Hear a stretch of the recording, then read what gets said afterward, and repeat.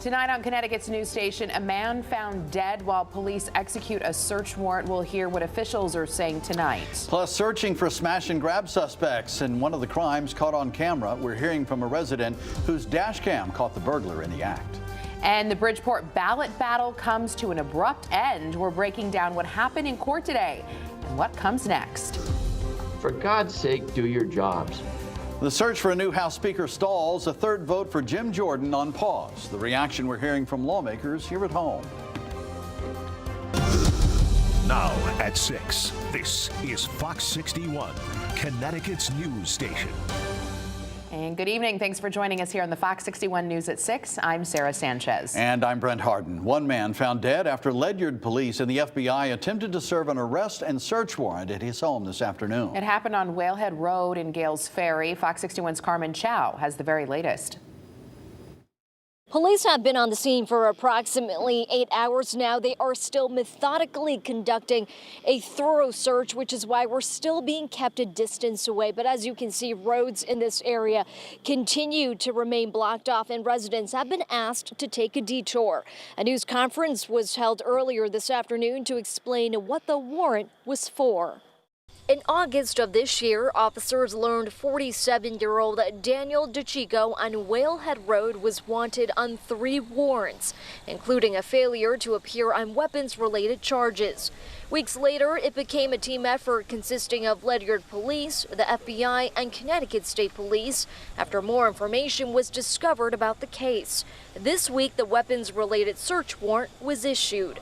Shortly before 9:30 this morning, officials started executing the search warrant at the home. This involved a SWAT team, bomb technicians, and crisis negotiators. Surveillance footage of the property showed DeChico unresponsive on the ground at the back of his home, and it was later determined DeChico was dead. At this time, officials cannot say how he died or for how long he was dead. That is still being investigated by state police. Records also show DeChico was no stranger to police. In 2018, he had a DUI which led to a car crash, charges of evading responsibility, and failure to maintain proper lane. Just a tragic ending to what we found when we got on scene at the property. But I will say the FBI was contacted by Ledyard Police Department regarding intel that there could be potentially weapons and improvised explosive devices on the property. He was in his motor vehicle. He had in his possession items that were prohibited, including body armor, sword, flare gun, riot helmet, and that type of material was located in that particular case. He walked home, he was hiding in the insulation up in his attic, and I don't know, he's just been kind of a weird guy in the neighborhood. Police say they do not know when they can officially clear this scene. They could be here for several more hours tonight or even into tomorrow, depending on what is found on the property. Some residents who have been evacuated have been given hotel arrangements until they're told it's safe to go back inside their homes. Reporting in Ledyard, Carmen Chow, Fox 61, Connecticut's news station. Carmen, thank you. And new at 6 tonight, a member of the Newtown Board of Education security staff has been arrested for allegedly having a firearm in his car parked in the high school's parking lot. Police say they found a pistol on the passenger side of 48-year-old Charles Baldwin's car while he was working as an unarmed security guard inside the school. Now, per state law, unattended firearms need to be in a car's trunk, a locked safe, or a locked glove box. Police say there was no danger to students or staff, and there was no indication he intended to bring the gun into the school. North Haven police are stepping up patrols tonight after a series of car break-ins and burglaries. Yeah, police say they've gotten 46 calls for the same crime so far this week. Fox 61 New Haven County Bureau reporter Julia LeBlanc joins us now after speaking with one of the victims who caught the crime on camera. Julia. Police have not made any arrests in this crime spree just yet, but the message from the town's first selectman is they plan to. In the meantime, those who had their cars broken into tell us they're feeling violated. A 3 a.m. smash and grab caught on this dashboard camera in North Haven on Wednesday. They make it So you don't know who they are, you can't hear their voice, there's no tip-offs or anything, so they know what they're doing. Andrew Iavana is one of nearly 50 people targeted by burglars, making their rounds through town this week. In Iavana's case, the video shows a person covered from head to toe in a mask, gloves, and a sweatsuit, rummaging through his truck, leaving with a drone. It's stuff that's yours, it's personal items, you know, they're going through your things, and you know, just to see someone nonchalantly go through it like that, it doesn't sit well with you. Iavana's neighbors on 12 other streets are going through the same thing.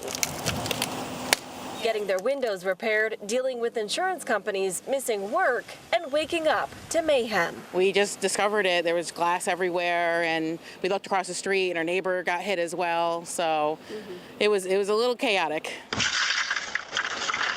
Genevieve Cabrera's Ring camera catching the moment a dark-colored sedan with at least 2 people pulled up to her driveway, checking her car, smashing its windows, and then going after her neighbors. Watching the video, it just feels violating, you know, and there's nothing you could do about it. North Haven's first selectman Michael Frieda says the town is doing something about it. We're staffing up the night shifts, putting more people on, paying overtime, in an effort to intercept this. And for the criminals, he has a message. You may be able to run, but you're not going to be able to hide. We will catch you. Now, Frieda says 20 of the car break-ins happened at the Best Western Hotel here in town. He says he's had a conversation and is having conversations with the GM about putting more cameras there.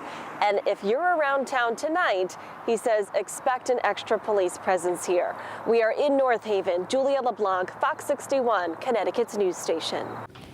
Thank you, Julia. Pretty nice day today. Oh, wow. Yeah, check out the scene behind us. This is from Tolland. You can really see the fall foliage starting to take over. Yeah, and while it was nice today, there is more rain coming in for yet another weekend.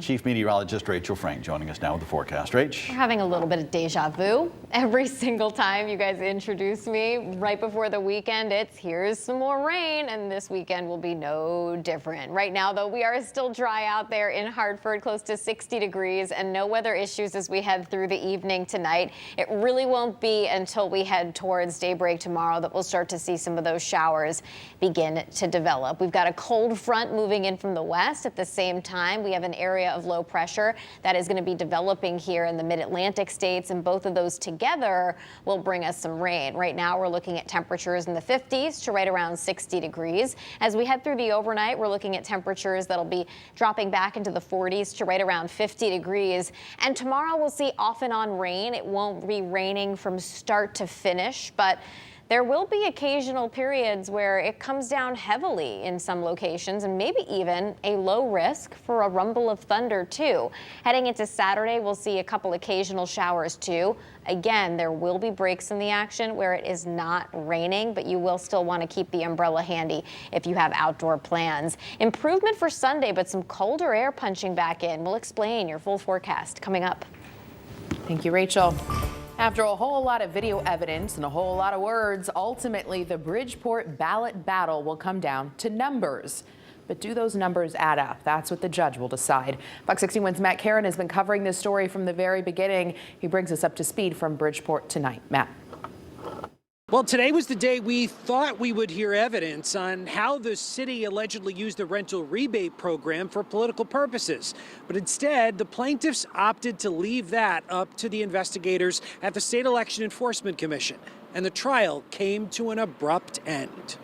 After more than 3 days of evidence, defense rests. The Bridgeport ballot battle is now in the hands of Judge William Clark. 142. Thank you all. We will stand adjourned.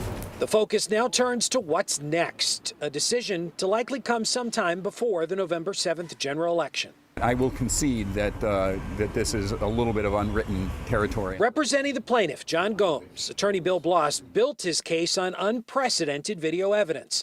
But was it enough to show the result of the primary is seriously in doubt? I believe, based on the videos, based on the counts, based on the number of people using the drop boxes, that the answer to that is yes. The only thing they prove is that it rained a lot during the primary. And while Attorney Kennelly did a lot of rebutting and responding in the court of public opinion, ultimately he never submitted evidence or called witnesses to the stand in the only court that matters. We didn't feel that enough evidence was put on to merit a response. Nor did the defense enter into evidence the video the Ganim team claimed showed Gomes supporters also voting illegally. You can draw a reasonable conclusion that that evidence did not exist, or else they would have put it on. In the 3 days of testimony and evidence that was presented, we saw Mayor Joe Ganim dodge direct answers to key questions. We saw Wanda Jeter take the fifth, and we saw how all the absentee ballots were not stamped in accordance with the guidelines of the Secretary of the State. But as Attorney Kennelly points out, there were also things we didn't see. Not one voter was placed on that stand to say that there was an irregularity in how the votes were cast and how they were tallied. Many questions remain unanswered, including where does Bridgeport go from here? If somebody is dead set on cheating, can they cheat? Sure. But I would hope that at least in Bridgeport, we're maybe turning a corner. Did potentially some negative or questionable conduct occur? Yeah. Is it enough to overturn the votes of the people of Bridgeport? No, it's not. Some other questions that remain unanswered include what happens if Gomes wins in the November 7th general election, but then a judge still orders the primary results to be overturned. Again, this is all uncharted territory and a story we will continue to be following very closely. Reporting in Bridgeport, Matt Caron, Fox 61, Connecticut's news station. Tonight, President Biden will address the nation about the growing conflict between Israel and Hamas and the ongoing war in Ukraine. The president just returned home from a visit to Israel. He's likely to call on Congress to approve aid packages for both Israel and Ukraine, but that's not an easy task right now without a speaker in the House. You can watch the president's address right here on Fox 61 coming up at 8 o'clock. We'll also be streaming it live on Fox 61 Plus and on fox61.com. A Connecticut union leader has stepped down after comments he made about Hamas. Executive director of the SEIU State Council, Cooper Carraway, went on a rant at a protest in New Haven. The Wall Street Journal quoting him as saying, "Our bosses, our government want us to think Hamas are enemies of working class people, but they are not." And he apparently made other remarks as well. Just this afternoon, the SEIU, whose local union protested for weeks outside the Capitol this summer, released a statement saying it condemns the horrific terrorist attack by Hamas and all violence against innocent civilians. To Washington now, the House of Representatives will not hold a third vote for House Speaker today. Ohio Congressman Jim Jordan says he's staying in the race, but his support's slipping, so he's working to shore up support behind the scenes. Meanwhile, some lawmakers want to let the temporary speaker have more authority so Congress can get back to work. We spoke with Representative Jim Himes, who says the House just needs to get back to work. You can't run anything. You can't run a government without a leader. You can't run a company without a CEO. Just, for God's sake, do your jobs. Yesterday, Jordan failed in a crucial second ballot. He lost 2 more Republicans in that vote than what he lost in the first round voting the day before.